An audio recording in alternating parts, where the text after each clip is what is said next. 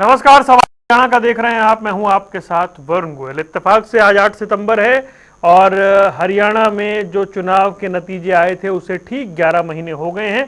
8 अक्टूबर को पिछले साल नतीजे आए थे। बात पुरानी हो गई है तो ये बात खत्म हो जानी चाहिए, लेकिन रह रहकर विधानसभा में कांग्रेस की हार को लेकर कोई ना कोई रिएक्शन, प्रतिक्रिया ऐसी सामने आ जाती है जिस पर बात करना लाजमी हो जाता है।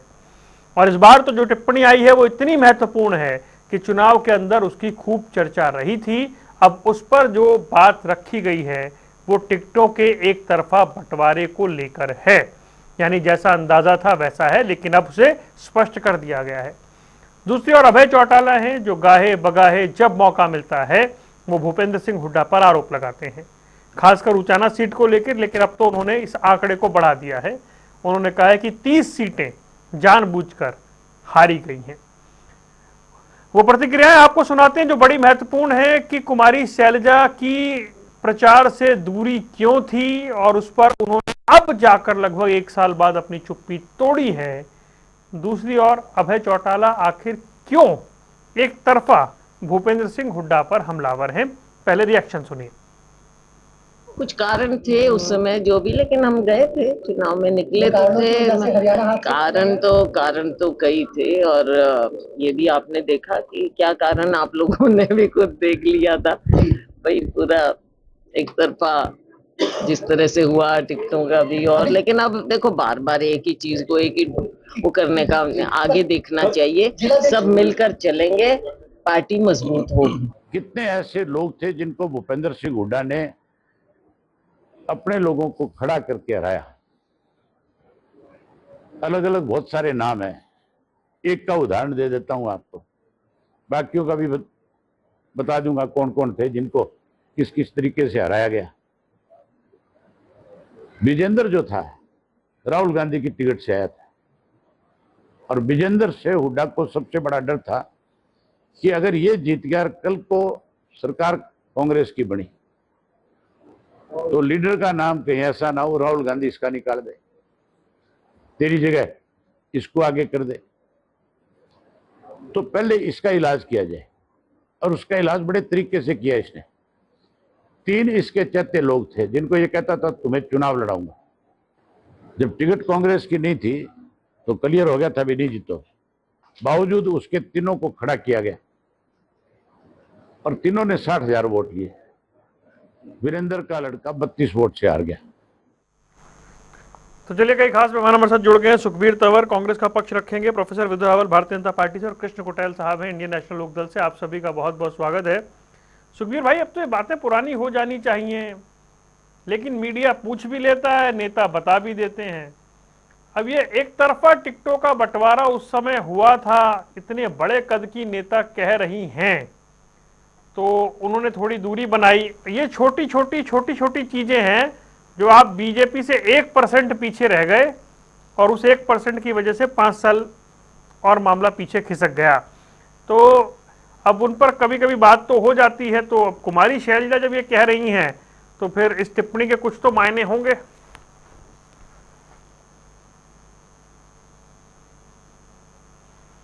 वरुण, जो आप कह रहे हैं 1%, वो 1% नहीं है, आधा % से थोड़ा सा ज्यादा है। चलो छोड़ो उस बात को।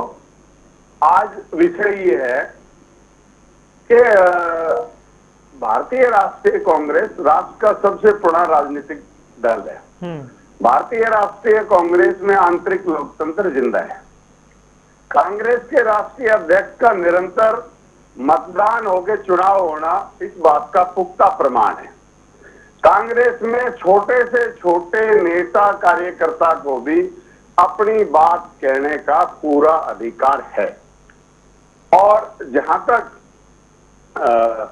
कुमारी शैलजा जी की बात करें, निसंदेह पूर्व केंद्रीय मंत्री, अलग अलग लोकसभा क्षेत्रों से बार बार निर्वाचित और दोनों सदनों से निर्वाचित, और जिस तरह से विगत में प्रदेश अध्यक्ष भी शैलजा जी रही, और वो अपना जो भी विचार प्रस्तुत कर रही हैं, निश्चित तौर पे ये इस बात को प्रतिबिंबित करता है कि भारतीय राष्ट्रीय कांग्रेस में सभी नेताओं को अपनी बात कहने की आजादी है और अतीत का इतिहास है।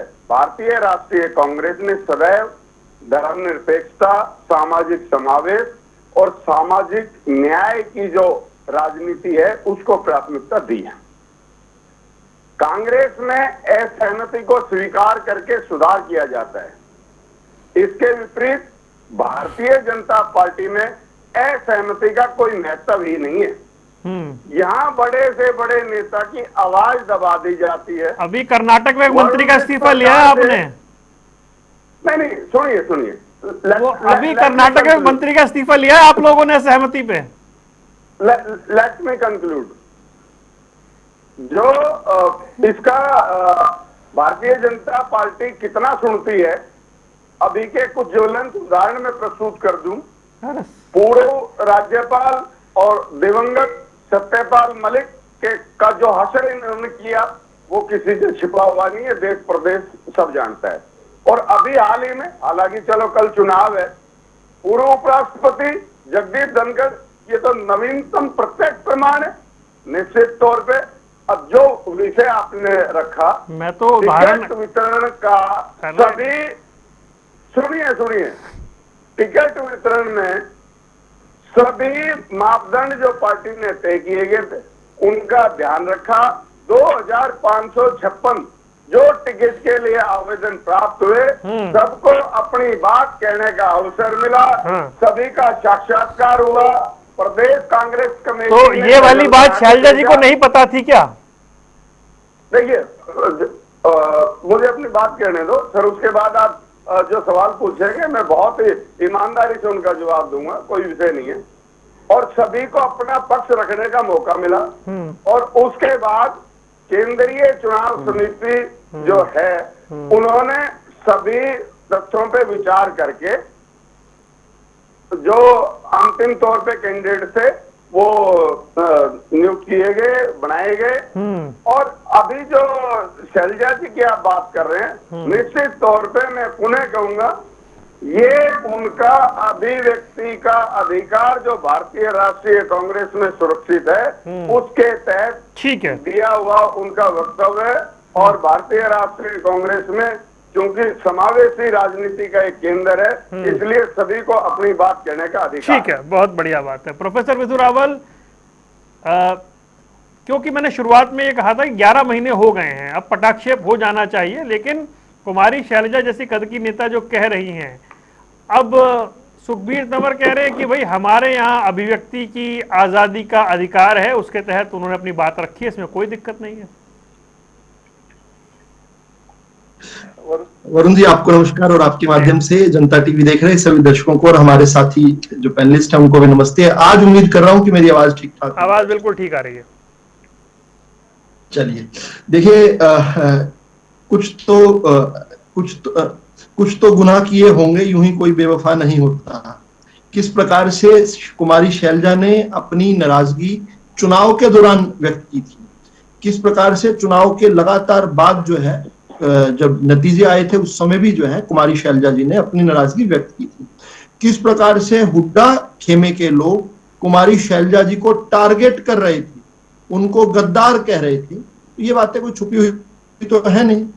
किस प्रकार से जब राहुल गांधी जी से मिले थे, जो भी कागज पर पढ़ रहे थे सुखबीर तंवर जी, कागज पर पढ़ के बताया उन्होंने कि किस प्रकार से उनकी एक बैठक थी और उस बैठक में क्या हुआ। उस बैठक की जो रिपोर्टिंग हुई है, अखबार उठा लीजिए, राहुल गांधी ने यही कहा था कि आपसी फूट के कारण हम हरियाणा हार गए। लेकिन मुझे इससे ज्यादा फर्क नहीं पड़ता कि ये अपने घर में चोर को ढूंढे और ऊपर से पता करें कि भूपेंद्र हुड्डा चोर थे, कुमारी शैलजा चोर थी, रणदीप सुरजेवाला थे, कैप्टन अजय यादव थे, ये सब अपनी डफली बजाते रहेंगे।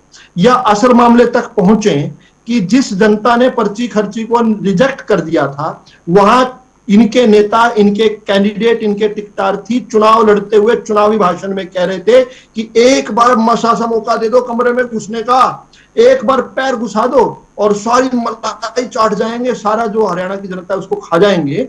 बताते थे कि 50 वोट ले आओ, एक नौकरी दे देंगे। इस प्रकार से बंदरबांट शुरू हो गई थी। आपकी टीवी ने रिपोर्ट किया और किसी ने आज तक उसका माफी नहीं मांगी, किसी ने ये नहीं कहा कि हमने गलत कहा।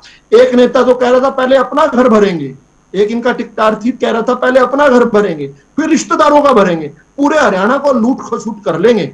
अब जनता जो है, जनता बहुत विवेकशील है, सारी जनता जो है राहुल गांधी जैसी समझ की नहीं ना, थोड़ा उनसे ज्यादा बुद्धिमान है। तो अब मामला मेरा जो मेरा विषय है आज के आपके डिबेट से, वो ये है कि सुखबीर तंवर जो है, जिनकी नेता ने ये बात कही है कि टिकट के वितरण के कारण, कुमारी शैलजा जी ने कही कि टिकट के वितरण के कारण पार्टी हारी है, और ये भी बार बार बोलती रही कि आपसी तालमेल नहीं था। भूपेंद्र हुड्डा के लोगों ने कुमारी शैलजा जी को गाली तक निकाली थी, उनको गद्दार तक कह रहे थे, और वो कह रहे थे कि कुमारी शैलजा के कारण हारे हैं। तो मेरा विषय आज, क्योंकि सुखबीर तंवर सामने है, भूपेंद्र हुड्डा कुमारी शैलजा तो सामने नहीं बैठी, कांग्रेस पार्टी से माफी मंगवाना है कि उन्होंने इस देश के लोकतंत्र को कलंकित किया। उन्होंने बार बार ये कहा कि ईवीएम खराब है, ईवीएम में भ्रष्टाचार हो गया, वो झूठ था ना इसका मतलब। दूसरी माफी राहुल गांधी से मंगवानी है, जो बिहार के अंदर घुसपैठिया बचाओ यात्रा के दौरान चीख चीख कर कह रहे थे वोट चोरी हो गई, हरियाणा में वोट चोरी होगी। अरे तुम्हारे जमीन पर जो नेता हैं, तुम तो मलेशिया में बैठे हो, तुम्हारे नेता तो ये कह रहे हैं हरियाणा के कि टिकट वितरण गलत था इसलिए हार गए। दूसरे कह रहे हैं कि कुमारी शैलजा ने गद्दारी की इसलिए हार गए। तुम वहां मलेशिया में बैठकर इटली के टीवी चैनल देखकर वो जानकारी इकट्ठी करके ये बता देते हो कि हरियाणा के अंदर वोट चोरी हो गई। किस प्रकार से, मैं बार बार ये पूछता रहा हूं और आज फिर पूछूंगा इनको एक्सपोज करने के लिए। इन्होंने टीवी चैनल्स पर खूब डिबेट चलवाई, बहुत बोले और प्रेस कॉन्फ्रेंसेस की कि 99% बैटरी मिल गई है, उसका सबूत कहीं कुछ नहीं दिया। मैं आज पूछता हूं, अगर हिम्मत है इनके अंदर तो बताएं कि कौन से थाने चौकी में, कौन से ऑफिस में, कौन से कोर्ट में इन्होंने कहीं एक शिकायत का कागज दिया हो। 99% बैटरी।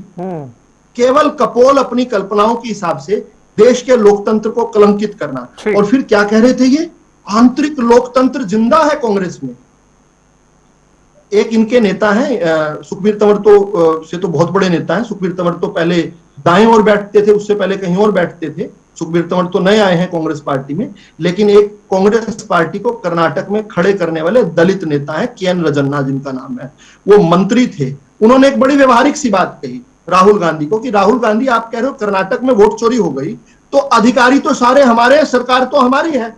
2 घंटे लगे वरुण जी, 2 घंटे में उसको दूध में से मक्खी की तरह निकालकर बाहर फेंक दिया। ये इनका आंतरिक लोकतंत्र। और शर्म भी नहीं आती बार बार इतनी बेशर्मी से कागज पर लिख कर आकर कुछ भी बोल देना। फिर कहते हैं छोटे से छोटे कार्यकर्ता को, मैं खत्म कर रहा हूं ये बता, इनकी बात को ही केवल मैं जो है इनकी बात को एक्सपोज कर रहा हूं। इन्होंने जो शब्द कहा, छोटे से छोटे कार्यकर्ता को अपनी बात रखने की आजादी है। एक इनके छोटे, तो कौन है मुझे पता नहीं, प्रदेश के कांग्रेस पार्टी के कर्नाटक के प्रदेश अध्यक्ष, कांग्रेस पार्टी के कर्नाटक सरकार के deputy chief minister DK Shiv Kumar, उन्होंने मातृभूमि की प्रार्थना में केवल ये कहा, नमस्ते सदा वत्सले मातृभूमि त्वया हिंदू भूमि सुखम वर्धितो हम। मातृभूमि के लिए केवल प्रार्थना में उसने 2 लाइनें कही, उससे कुछ घंटों में राहुल गांधी ने माफी तक मंगवा ली। किस प्रकार का इनके बोलने की आजादी का तो ये कलई खुलती है। फिर इन्होंने कहा कि हम जो है धर्मनिरपेक्षता में जाना नहीं चाहता, आपका विषय नहीं है। नाइंसाफी हो जाएगी प्लीज। नहीं, वो कभी कभी बैठते हैं कृष्ण भाई, उनका नाइंसाफी हो जाएगी प्लीज। मैं खत्म कर रहा हूँ। कृष्ण जी तो मेरे पड़ोस के गांव के हैं। इन्होंने कहा कि जो है धर्मनिरपेक्षता, आज तक देश के एम्बलम पर जो हमला हुआ है ना कांग्रेस की समर्थित सरकार में जम्मू कश्मीर में, इनके मुंह में दही जमी हुई है। आज तक किसी ने धर्मनिरपेक्षता के ठेकेदारों ने किसी ने कहा हो कि अशोक चक्र को तोड़ दिया है। सामाजिक समावेश, डॉक्टर अंबेडकर की चित्र को अपने पैरों में रखने वाले को यह अपने सिर पर घुमाए बिहार में चुनाव लड़ रहे हैं लालू प्रसाद यादव को। और तीसरी और अंतिम बात इन्होंने कहा, मर्यादा। प्रधानमंत्री की मां को भद्दी गाली देने के बाद आज तक माफी नहीं मांग पाए ये लोग, आज तक खेद नहीं व्यक्त कर पाए। ऐसे घटिया लोग जो हैं यहाँ पर बैठकर हरियाणा की सियासत पे आते हैं। कृष्ण कुटेल भाई एक बात बताइए, अभय चौटाला क्यों भाई भूपेंद्र सिंह हुड्डा के पीछे पड़ गए हैं? हो गया चुनाव, वो कह रहे हैं जी हुड्डा ने ऐसा कर दिया, हुड्डा ने ब्रिजेंद्र को हरवा दिया, उचाना में कैंडिडेट खड़े कर दिए, उन्होंने 30 बंदे हरवा दिए, उन्हें बीजेपी से सांठगांठ है, ईडी का डर है। मतलब ऐसा क्यों भाई? कांग्रेस में सबसे बड़े नेता तो हैं ही वो हरियाणा में, इसमें क्या बात है? लेकिन ये अभय चौटाला क्यों सुबह शाम जब मौका मिलता है, हुड्डा ने ऐसा कर दिया, क्यों भाई? क्या वजह क्या है? आज एक बात साफ हो चुकी है, जो आज कुमारी शैलजा जी के बयान से कि भी कांग्रेस जो है कि गुटों के अंदर बटी हुई थी, क्योंकि कांग्रेस का कोई भी प्रवक्ता नेता जो है कि इस बात को मानने के लिए तैयार नहीं था कि कांग्रेस एक है, गुटों के अंदर बटी नहीं हुई है।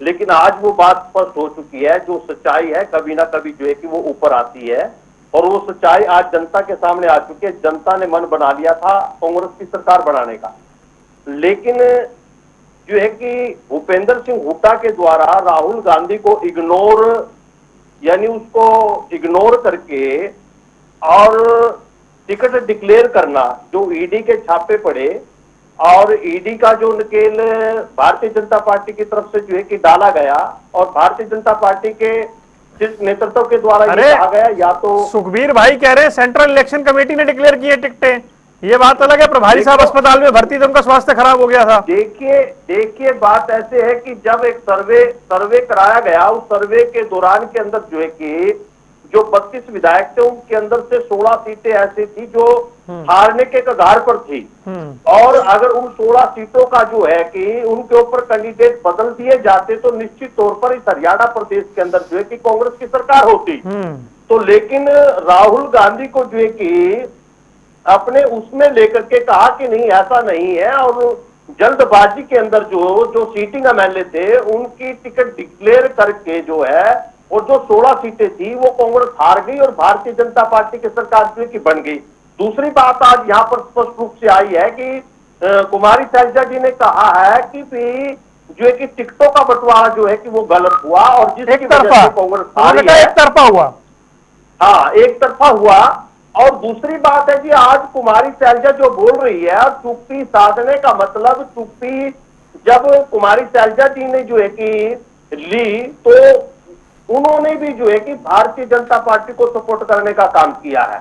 उन्होंने अपनी सीट को बचाने के लिए उन्होंने भी भारतीय जनता पार्टी को जो है कि वो सपोर्ट करने का काम किया है। नहीं वो तो नाराज हुई ना, सपोर्ट थोड़ी किया भाई, वो नाराज हुई। नाराजगी का मतलब क्या है, यानी कार्यकर्ताओं के अंदर संदेश क्या जाता है? अगर कोई लीडर है, बड़ा लीडर है, अगर वो साइलेंट हो जाए, नाराज होने क्यों दिया? गोयल साहब अगर वो साइलेंट हो जाए, अगर वो अपनी बात खुल करके मंचों से ना कहे कि भी आज जो है कि कांग्रेस जो है कि एक व्यक्ति के द्वारा जो है वो टिकटों का बंटवारा हुआ, एक तरफा हुआ है, तो अगर शैलजा उसी समय बोलती तो बात रिजल्ट कुछ और होता। अगर आज शैलजा बोल रही है बात तो और बिगड़ जाती, कहीं ना कहीं जो है वो भी किसी के दबाव में थी। ठीक है, ठीक है। एक तो नहीं, लेकिन आपने ये वाली बात नहीं बताई भाई कि अभय चौटाला का क्या इंटरेस्ट है सिर्फ भूपेंद्र सिंह हुड्डा का जिक्र करने में? देखिए आज जनता के जो हित के जो कार्य हैं, चाहे वो बाढ़ ग्रसित को ले गए आप, चाहे किसानों के काले कानून को ले आप, चाहे पानी के मुद्दे को ले, चाहे बिजली के मुद्दे को ले आप, चाहे पेंशन के मुद्दे को ले आप, सवाल उठाओ ना। सुनिए जो मैं बात कहना चाहता हूं वरुण गोयल जी, कि कभी भी जो है कि कांग्रेस ने, भूपेंद्र हुड्डा ने जो है कि कांग्रेस का विपक्ष का नेता होते हुए भी जो है कि आवाज उठाने का काम नहीं किया है। मिली भगत का खेल किया भारतीय जनता पार्टी के साथ। लेकिन चौधरी जो है कि चौधरी अभय चौटाला ने जो है एकमात्र विधायक होते हुए भी जो है कि जनता के हित के जो भी मुद्दे हैं उनको विधानसभा के अंदर जो है कि वो उठाने का काम किया। चलिए ठीक है। सुखबीर तंवर भाई, ये जो अभय चौटाला रोज आरोप लगा रहे हैं और खासकर उचाना को लेकर के, ये क्या गणित है भाई? इंडिपेंडेंट जो खड़े हो गए थे, जो वोट ले गए 60,000, वो पूरा मैथमेटिक्स समझाते हैं वहां पे।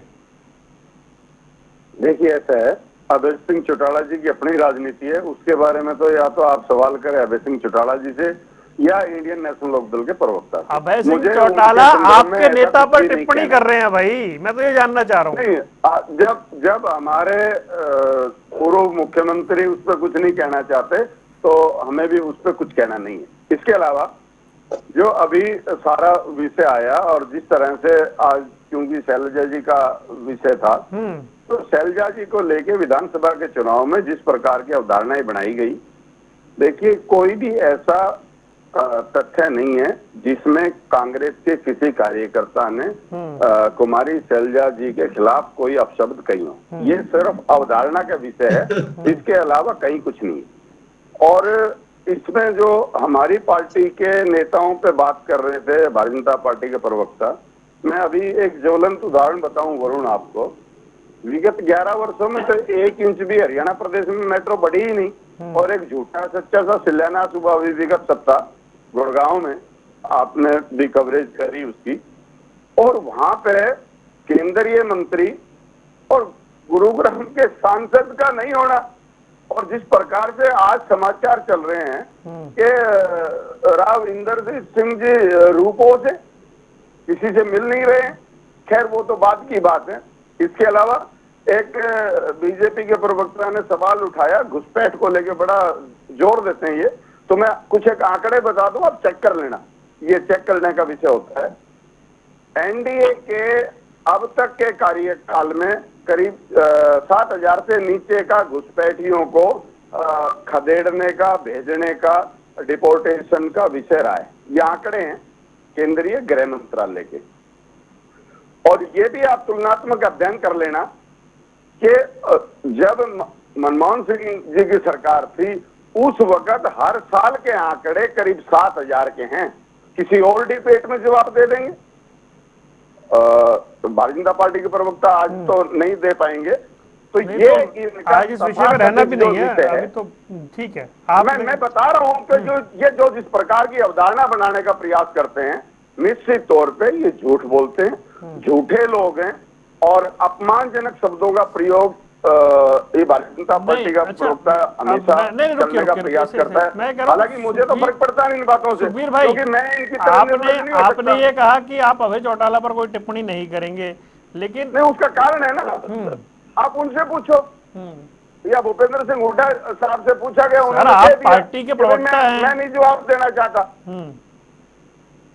इसलिए जब एक प्रदेश में 2 बार के मुख्यमंत्री कोई बात कह रहे हैं तो फिर उसके बाद तो कुछ बचता नहीं ना कहने के लिए।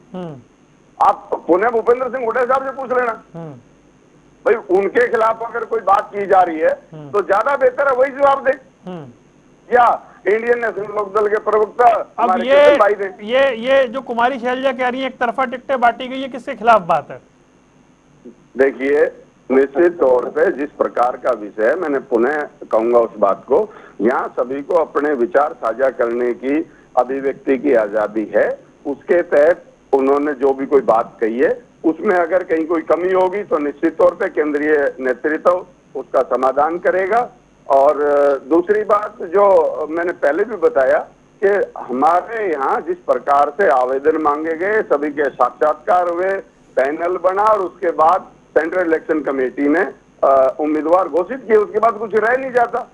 फिर भी केंद्रीय स्तर पे हो सकता है कोई ऐसी चूक रही हो, मैं तो उस बात का भी वो नहीं करता, लेकिन ये है कि ये केंद्रीय हाईकमान के विषय हैं, इसके बारे में हमारा बोलना उचित नहीं है। जो कार्यनीति रही उस दौरान हम सिर्फ उसकी बात करेंगे और उसके आधार पे यही है।